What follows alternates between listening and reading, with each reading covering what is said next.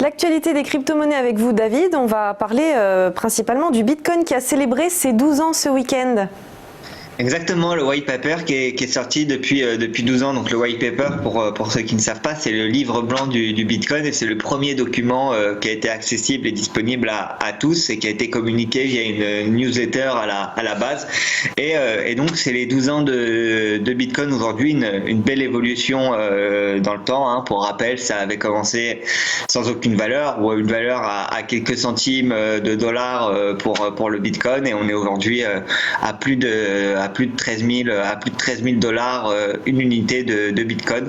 Un Bitcoin qui cette semaine n'a pas été très volatile contrairement à la semaine dernière. On arrive à se maintenir au-dessus des 13 000 dollars. On est venu toucher brièvement les 14 000 dollars dans la semaine. Malheureusement, on n'a pas réussi à maintenir ces niveaux. On est vite redescendu et pour le moment on est entre les 13 000 et les 14 000 dollars sur le Bitcoin, sachant que 14 000 dollars, si on arrive à casser ces niveaux, on pourrait se diriger vers des niveaux qui seront les plus hauts de 2018, donc vers les 20 000. À voir si la hausse du Bitcoin arrive à se maintenir dans le temps et à voir aussi quelles seront les conséquences de l'élection présidentielle américaine sur les crypto-monnaies, hein, étant donné que pour le moment il y a un grand débat sur le plan de relance américain. On ne sait toujours pas quel sera le montant exact du plan de relance et quelles seront les caractéristiques exactes. Et donc, si le plan de relance se veut vraiment trop important, ça pourrait avoir un effet assez positif sur le Bitcoin. Hein. Les investisseurs pourraient être intéressés d'investir dans cette crypto-monnaie justement pour se couvrir contre les risques d'inflation du dollar.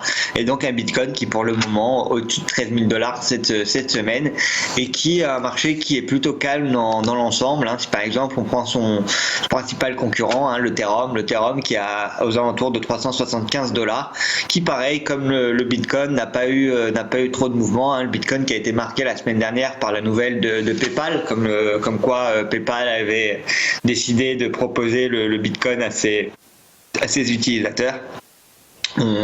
On a eu des petits mouvements, mais on n'a eu rien de très sérieux pour le moment sur le Bitcoin ou l'Ethereum. L'Ethereum qui arrive sur un niveau de support là, comme on peut le voir sur le graphique, vers les 380 à peu près, vers les 365 à peu près. On peut voir qu'il y a un niveau assez intéressant. Donc est-ce qu'on arrivera à rebondir sur ces niveaux pour Ethereum pour repartir vers les 400? Ce sera aussi intéressant à suivre. Et sinon la semaine qui a été plutôt tranquille sur les crypto-monnaies. On n'a pas eu trop de nouvelles à part ça.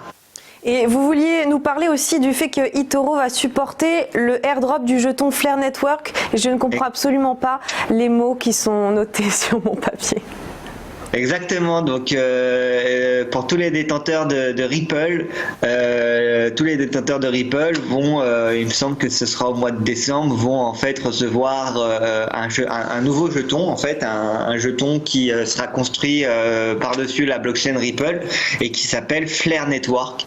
Et en fait, la manière dont le jeton sera distribué, donc le jeton Flare, il sera distribué en fonction des détenteurs de XRP. Donc si les personnes détiennent des XRP, ils vont pouvoir être éligibles à recevoir justement le airdrop. Donc c'est comme ça qu'on appelle quand une crypto émet des nouveaux jetons et les distribue à ses détenteurs. On appelle ça un airdrop dans la crypto-monnaie. Donc c'est ce que va faire Ripple, et Ripple va le faire avec un nouveau jeton qui s'appelle justement Flare Network, qui est un jeton en rapport avec tout ce qui est finance décentralisée, si je dis pas de bêtises. Et donc on avait beaucoup de clients eToro qui nous posaient la question de est-ce qu'on allait supporter ou pas le airdrop, et on a décidé que oui. Donc tous les utilisateurs qui détiennent du Ripple sur la plateforme eToro seront éligibles pour détenir du Flare Network et pour recevoir du Flare Network lorsque cela sera mis en place. J'ai tout compris, merci David. On va continuer dans quelques instants avec le secteur des jeux vidéo dans le Copy Portfolio.